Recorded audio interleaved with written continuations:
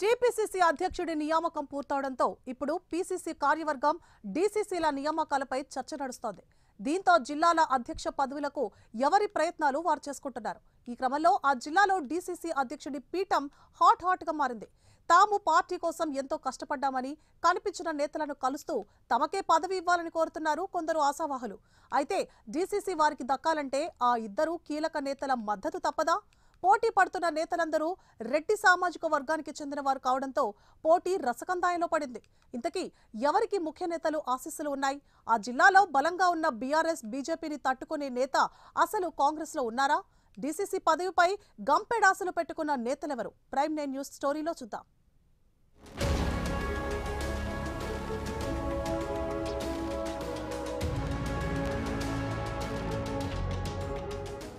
నిన్న మొన్నటి వరకు కాంగ్రెస్ పార్టీకి రాష్ట్ర అధ్యక్షుడు లేకపోవడంతో డీసీసీలపై ఎవరికి వారు సైలెంట్ గా ఉన్నారు. ఇక ఇప్పుడు పీసీసీ అధ్యక్షుడి నియామకంతో జిల్లా అధ్యక్ష పదవి కోసం పైరవీలు ఊపందుకున్నాయి. ఈ క్రమంలోనే ఆదిలాబాద్ జిల్లాలో ఈ పదవిపై పలువురు ఆశలు పెట్టుకున్నారు. అసెంబ్లీ ఎన్నికల ముందు ఆదిలాబాద్ డీసీసీ పదవికి భార్గవ్ దేశ్పాండే రాజీనామా చేయడంతో ఇన్ఛార్జ్ బాధ్యతలను కాంగ్రెస్ పార్టీ సీనియర్ నేత సాజిద్ ఖాన్ కు అప్పగించారు. ఎన్నికల సందర్భంగా పార్టీ లైన్ దాటారని సాజిద్ ఖాన్ ను కూడా పార్టీ నుంచి సస్పెండ్ చేశారు. అప్పటి నుంచి డీసీసీ పదవి ఖాళీగానే ఉంది.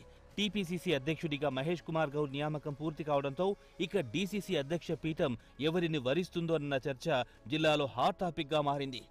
డీసీసీ సీటుపై గంపెడాసలు పెట్టుకున్న కాంగ్రెస్ నేతలు పోటాపోటీగా ప్రయత్నాలు చేస్తున్నారు. అసెంబ్లీ, పార్లమెంట్ ఎన్నికల్లో కాంగ్రెస్ పార్టీ తరపున అభ్యర్థులుగా బరిలో దిగిన కొంతమంది నేతలు విజయ తీరాలకు దగ్గరికొచ్చి ఓటమి అంచున నిలబడ్డారు. వారంతా ఇప్పుడు డీసీసీపై ఆశలు పెట్టుకున్నారు. అయితే ఆదిలాబాద్ జిల్లాపై CM Revanth Reddy, deputy CM Bhatti Vikramarka ప్రత్యేక దృష్టి పెట్టడంతో పోటీ పడుతున్న నేతల సంఖ్య కూడా పెరుగుతోంది.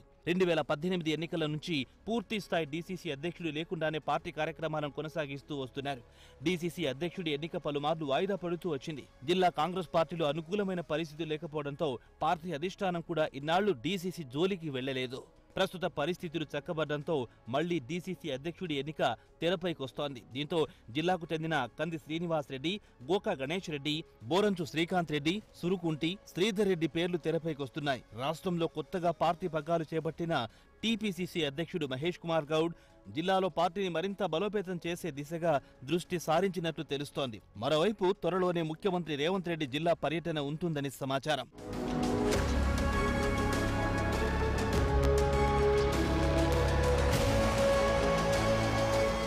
డీసీసీ పీఠంపై ఆశలు పెట్టుకున్న నేతలంతా అధిష్టానం పెద్దల చుట్టూ చక్కర్లు కొడుతున్నారంట. పార్టీలో తనకున్న పరిచయాలు, సంబంధాలతో ఎలాగైనా డీసీసీ అధ్యక్ష పీఠాన్ని దక్కించుకునేందుకు ముమ్మర ప్రయత్నాలు చేస్తున్నారు. కనిపించిన నేతనల్లా కలుస్తూ తమకే డీసీసీ పదవిని ఇప్పించాలంటూ మొరపెట్టుకుంటున్నారంట. దశాబ్ద కాలం కాంగ్రెస్ పార్టీలో అధికారంలో లేకున్నా కష్టకాలంలో తాము పార్టీకి అండగా ఉండి పార్టీని నమ్ముకుని ఉన్నామని చెప్పే ప్రయత్నం చేస్తున్నారంట. పనిలో పనిగా ఒకరిపై ఒకరు ఫిర్యాదులు సైతం చేసుకుంటూ తమ గ్రాఫ్ ను పెంచుకునే ప్రయత్నాలు సాగిస్తున్నారంట. ఇక డీసీసీ పీఠం కోసం పోటీ పడుతున్న నేతలంతా రెడ్డి సామాజిక వర్గానికి చెందిన వారి కావడంతో పార్టీలో ఆసక్తికరంగా మారింది. అయితే పార్టీని ముందుకు నడిపించే బలమైన నేతకు మాత్రమే డీసీసీ పదవిని ఇచ్చేందుకు పార్టీ అధిష్టానం ఆసక్తి చూపిస్తున్నట్లుగా విశ్వసనీయ సమాచారం. జిల్లాలో బలంగా కనిపిస్తున్న బీఆర్ఎస్, బీజేపీ పార్టీల దూకుడుకు చెక్ పెట్టే నేతలకు మాత్రమే డీసీసీ పదవి కట్టబెడతారనే అభిప్రాయాలు సైతం వ్యక్తమవుతున్నాయి. ఇంకోవైపు ఇలా రోజుకు రకమైన ప్రచారం జరగడంతో పార్టీ శ్రేణులు అయోమయానికి గురవుతున్నారు.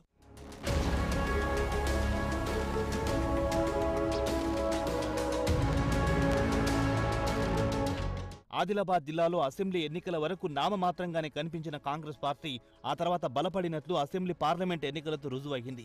గతంతో పోల్చితే ప్రస్తుత పార్టీ పరిస్థితులు మెరుగుపడినట్లుగా ఓటు బ్యాంకు ద్వారా తెలుస్తోంది. ఖచ్చితంగా ఆ సీట్లు గెలుస్తామని అధిష్టానం ఆశలు పెట్టుకుని నిరాశపడినప్పటికీ ఓటు బ్యాంకు పెరగడంతో రానున్న ఎన్నికలు తమ కలిసొస్తాయని పార్టీ పెద్దలు భావిస్తున్నారంట. త్వరలో జరిగే స్థానిక సంస్థల ఎన్నికల్లోనూ సత్తా చాటాలంటే పార్టీకి సరైన నాయకుడు అవసరమన్న అభిప్రాయాలు వ్యక్తమవుతున్నాయి. గత 2 ఏళ్లుగా పార్టీని అన్ని రకాలుగా కాపాడుతూ వస్తున్న కంది శ్రీనివాస్ రెడ్డి వైపే పార్టీ మొగ్గు చూపుతుందన్న టాక్ వినిపిస్తోంది. అయితే సీనియర్ నేతలైన గోకా గణేష్ రెడ్డి, శ్రీకాంత్ రెడ్డిలు కూడా డీసీసీ అధ్యక్ష పదవి కోసం పట్టుబడుతూ ఉండడంతో అధిష్టానం పెద్దలు సతమతమవుతున్నారని పొలిటికల్ సర్కిల్స్ లో గుసగుసలు వినిపిస్తున్నాయి. అయితే జిల్లా అధ్యక్ష పదవి బాధ్యతలు చేజిక్కించుకోవాలంటే జిల్లా ఇన్ఛార్జ్ మంత్రి సీతక్కతో పాటు పార్లమెంట్ ఇన్ఛార్జ్ సత్తు మల్లేష్ మద్దతు కీలకమన్న వాదనలు వినిపిస్తున్నాయి. అలాగే ఖానాపురం ఎమ్మెల్యే వెడ్మా బొజ్జు అభిప్రాయానికి కూడా ప్రాధాన్యతనిచ్చే అవకాశం కనిపిస్తోంది. ముఖ్యమంత్రి ఆదేశాలతో ఈ నేతల అండదండలున్నవారికి డీసీసీ ఖాయమన్న టాక్ వినిపిస్తోంది. అయితే ఇప్పటికే ఈ ముగ్గురు నేతలు వేర్వేరుగా కొందరికి మద్దతునిస్తున్నట్టుగా ప్రచారం జరుగుతోంది. ఫైనల్ నిర్ణయం ముఖ్యమంత్రి, టీపీసీసీ అధ్యక్షుడిదే అయినప్పటికీ వీరు ముగ్గురు ఎవరికి ఓటు వేస్తే వారికి పదవి దక్కుతుందని తెలుస్తోంది. టీపీసీసీ అధ్యక్షుడు మహేష్ కుమార్ గౌడ్ కు జిల్లా నేతలతో చాలా సన్నిహిత సంబంధాలున్నాయి. జిల్లా పార్టీ పరిస్థితిపై పూర్తి స్థాయి అవగాహన కూడా ఉంది. ఇప్పటికే అంతర్గతంగా కొంతమంది పార్టీ నేతల అభిప్రాయాలు కూడా సేకరిస్తున్నట్టు సమాచారం. పార్టీలో సీనియర్, జూనియర్ నేతలనే మాటున పక్కన పెడితే జిల్లాలో పార్టీని బలోపేతం చేసే నేతలకే జిల్లా పార్టీ పగ్గాలు అప్పగించే అవకాశాలు కనిపిస్తున్నాయి.